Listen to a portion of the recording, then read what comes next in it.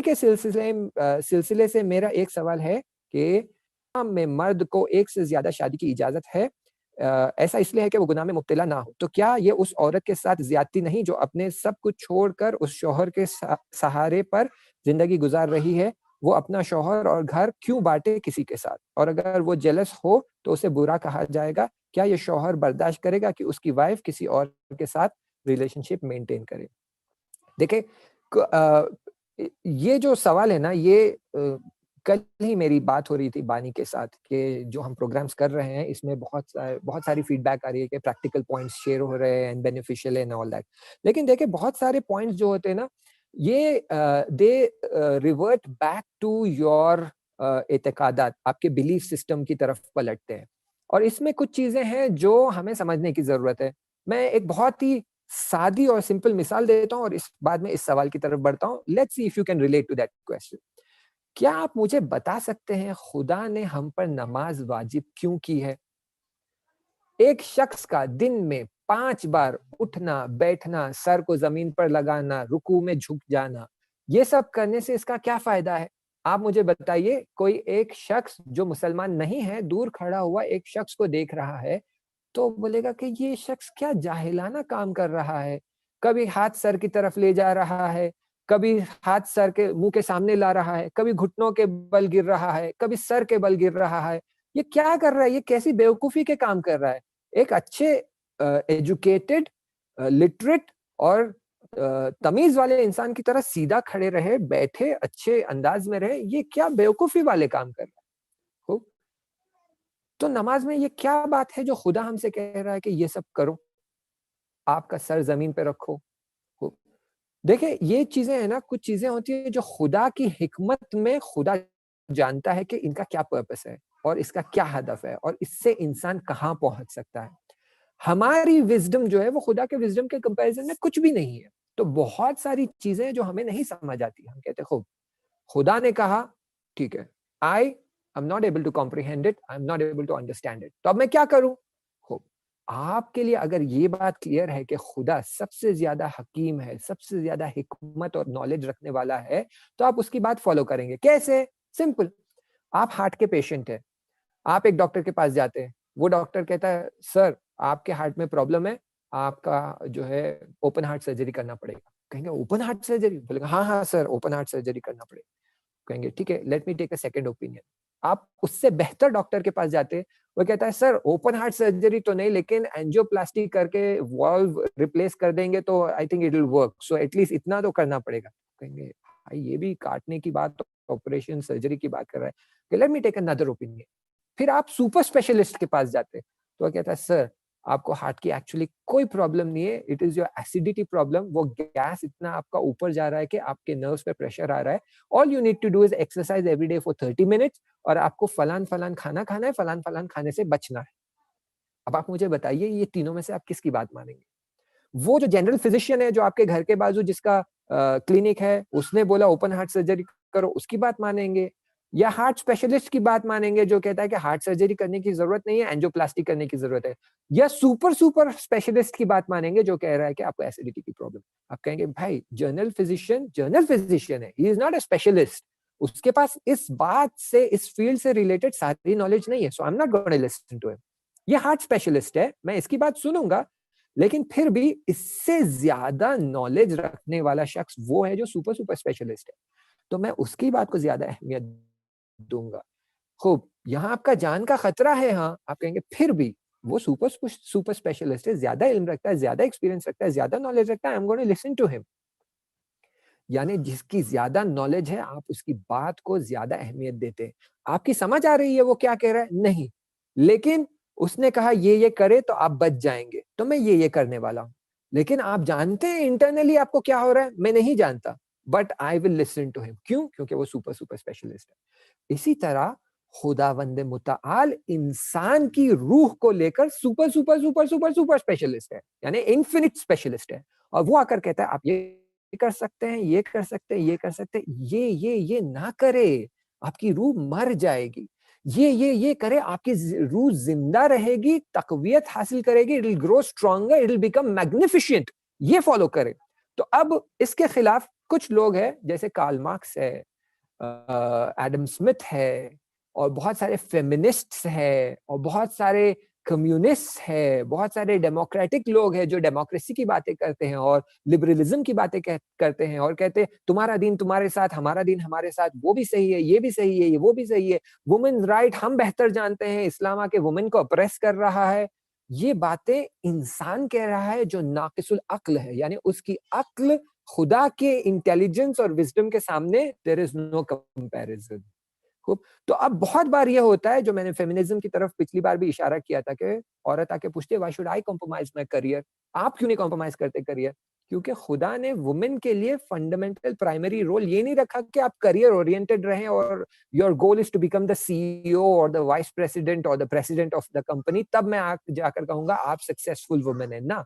खुदा ने वुमेन के लिए सक्सेस को किसी और तरीके से डिफाइन किया। उसने नहीं कहा कि एजुकेशन हासिल मत करो, उसने नहीं कहा कि कामकाज मत करो। फतवा हमने अभी देखा है कि अगर जरूरत पड़ती है तो औरत काम भी कर सकती है, लेकिन खुदा ने आपका सक्सेस क्राइटेरिया ये नहीं रखा है। खुदा ने आपका सक्सेस क्राइटेरिया कुछ और रखा है। अगर ये बात क्लियर होती है कि खुदा के बताए हुए अहकाम में एक हिकमत और एक इंटेलेक्चुअल अप्रोच है, और पॉसिबल है कि हम वो नहीं समझ पाते, तो अब हम आकर ये देखते हैं कि ये फतवा भी जो मौजूद है कि शौहर के लिए मल्टीपल वाइफ्स अलाउड है, वाइफ के लिए मल्टीपल शौहर अलाउड नहीं है, इसके पीछे भी बहुत सारी हिकमतें हैं कि 50% of it we do not understand. लेकिन कुछ बातें समझ में आती है, जिसमें से एक चंद बातें ये हैं कि I am sorry but I have to discuss this. एक ये है कि women goes through physical changes, जिसमें से उसके पीरियड्स होते हैं, and there is a probability कि शौहर को उस टाइम पर जरूरत महसूस हो। पीरियड्स कुछ खवातीन के 3 दिन से लेकर 10 दिन के बीच में होते हैं। अगर एक खातून 10 दिन तक इस उज्र वाली हालत में और हैंडीकैप यानी इनकम्पैटिबिलिटी वाली हालत में, शौहर इस टाइम पर उससे नजदीकी नहीं कर सकता, गुनाह अजीम है उसके लिए, तो अब शौहर मजबूर है हो, तो इसलिए खुदा ने कहा ठीक है, let's have another one for you. दूसरा ये कि अगर शौहर ट्रैवल करता है और उसे ट्रैवल करना पड़ता है बहुत ज्यादा, आज के जमाने में फ्लाइट्स अवेलेबल है, बहुत आप जल्दी जाके ट्रैवल वगैरह करके आ सकते हैं, लेकिन पहले जमाने में जब ट्रैवल होता था तो 6-6 महीने, 1-1 साल, 2-2 साल तक ट्रैवल होता था। तो उस वक्त शौहर ट्रैवल करता है, उसकी नीड्स है, आप कहेंगे इस तरफ से बीवी की भी नीड्स है, तो खुदा ने बीवी के लिए भी कुछ इंतजामात रखे, जिसमें से बीवी से कहा गया कि आप सब्र करें और ये करें। लेकिन दूसरी चीजें भी है जो मैं डिस्कस करूंगा, तो then the subject will divert. देखिए, शौहर के अंदर जो नीड है वो खुदा ने इनबिल्ट रखी है कि उसके अंदर ज्यादा सेंस ऑफ डिजायर है कंपेयर टू वुमेन। और आज की दुनिया में ये सेंस ऑफ डिजायर वुमेन और मेन के अंदर बहुत शिद्दत से बढ़ गया है, इंटेंसली। इसका रीजन मल्टीपल चीजें हैं, जिसमें से एक बहुत बड़ा रीजन आपका टीवी है, आपके मूवीज है, आपके सॉन्ग्स है, आपके वीडियो गेम्स है, एंड द फूड।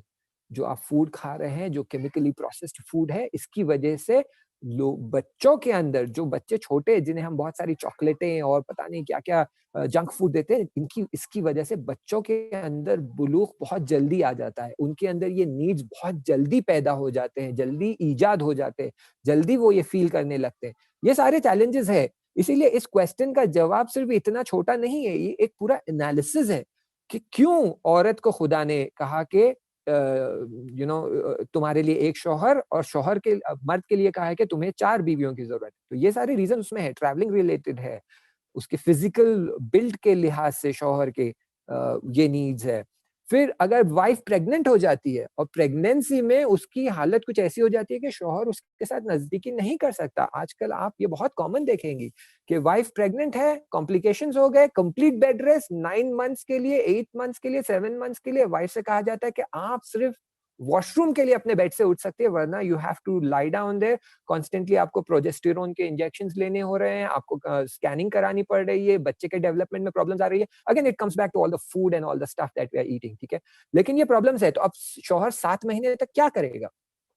खूब आप कह सकती हैं कि खूब दूसरे तरीके हैं, लेकिन अगर शौहर को वही तरीका चाहिए जो नेचुरल तरीका है, तो क्या करेगा? तो इसलिए खुदा ने कहा कि नहीं, ठीक है, आई अंडरस्टैंड देयरफॉर।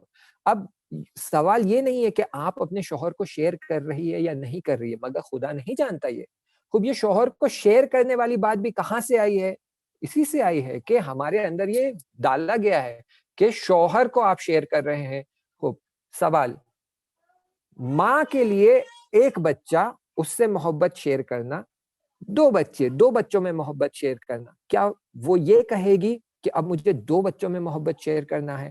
या पहला बच्चा ये कहेगा कि मम्मा आप दूसरा बच्चा क्यों लेकर आए? पहले आप मेरे साथ मोहब्बत करते थे, अब तो मेरी मोहब्बत शेयर हो रही है। आप क्या आंसर देंगे इस बच्चे को? कई लोगों के 4 बच्चे होते हैं। खूब, अब ये माँ की मोहब्बत 4 बच्चों में डिस्ट्रीब्यूट हो रही है। तो अब आप इसे क्या जवाब देंगे? पहला बच्चा कहेगा क्यों? क्यों आप बाकी के 3 बच्चे लेकर आए? वरना मुझे पहले आप दोनों की पूरी मोहब्बत मिल रही थी, अब ये आ गया है, तो अब मैं क्यों अपने टॉयज़ इसके साथ शेयर करूँ? क्यों मैं अपनी चीज़ें इसके साथ शेयर करूँ? क्यों अपना घर इसके साथ शेयर करूँ? क्यों मेरे माँ-बाप को इसके साथ शेयर करूँ? क्यों? तो आप कहेंगे बेटा देयर इज़ अ हिकमत बिहाइंड दिस, खुदा चाहता है कि हमारी नस्ल बढ़े। बेटा ये को आप उसे कुछ जवाब देंगे, लेकिन बिलाखिर मोहब्बत शेयर हो रही है या नहीं हो रही है? वैसे ही ये जो खुदा ने शौहर के लिए 4 बीवियों का एस्पेक्ट रखा है, उसके लिए शर्तें रखी है। ऐसे नहीं है कि शौहर का मन हुआ वो जाए 4 शादियाँ कर लिए, ना। शौहर के लिए शर्तें रखी गई है, जो कि अक्सर ख़वातीन और अक्सर शौहर को नहीं पता है। वो शर्तें मैं बयान कर दूँ और फिर सेशन तमाम। शर्त, अगर शौहर चारों बीवियां, 2 बीवी जो भी है, अगर लेट्स से उसने एक की जगह 2 बीवियां की है, अगर शौहर 2 बीवियों में अदालत से यानी जस्टफुली रफ्तार नहीं कर सकता, तो वो 2 बीवियां नहीं कर सकता। या अदालत से रफ्तार यानी क्या? यानी जितनी मोहब्बत इसे करता है, उतनी ही मोहब्बत उसे भी करनी है। अगर इसके लिए लिबास ला रहा है, उसे उसके लिए भी लिबास लाना है, उतनी ही कीमत का। इसे से ज़ेवरात दे रहा है, तो उसे भी ज़ेवरात देना है, उतनी कीमत। अगर इसके साथ हफ्ते में 2 रातें स्पेंड कर रहा है, तो इसके साथ भी 2 रातें स्पेंड करने हैं, वाजिब है। अगर नहीं कर सकते, तो तुम शादी मत करो दूसरी। इसे घुमाने ले जा रहे हैं, तो इसे भी घुमाने ले जाना है। इसे वेकेशन पे ले जा रहे हैं, तो इसे भी वेकेशन पे ले जाना है। इसे अच्छा घर दे रहे हो, तो इसे भी अच्छा घर देना है। इसके साथ आप रफ्तार कर रहे हो ताकि इसकी नस्ल बढ़े, औलादें हो, तो इसके साथ भी वो आपको रिश्ता रखना है कि इसकी नस्ल भी बढ़े और औलादें रहें। इसके वालिदैन के साथ अच्छा बिहेव कर रहे हो, तो इसके वालिदैन के साथ भी अच्छा बिहेव करें। और ये अदालत अगर तुम मेंटेन नहीं कर सकते, तो दूसरी शादी ना करें। और फतावा और रिवायतों में मौजूद है कि अक्सर मर्द ये नहीं कर सकते। दैट मीन्स अक्सर मर्द 2 शादी करने की काबिलियत नहीं रखते, ना करें। बहुत सख्त है एक शख्स के लिए कि वो अपने दिल में 2 बीवियों के लिए इक्वल लेवल की मोहब्बत रखे। तो रिवायतों में मौजूद है कि अगर तुम ये नहीं कर पाते हो, तो तुम 2 शादियाँ ना करें।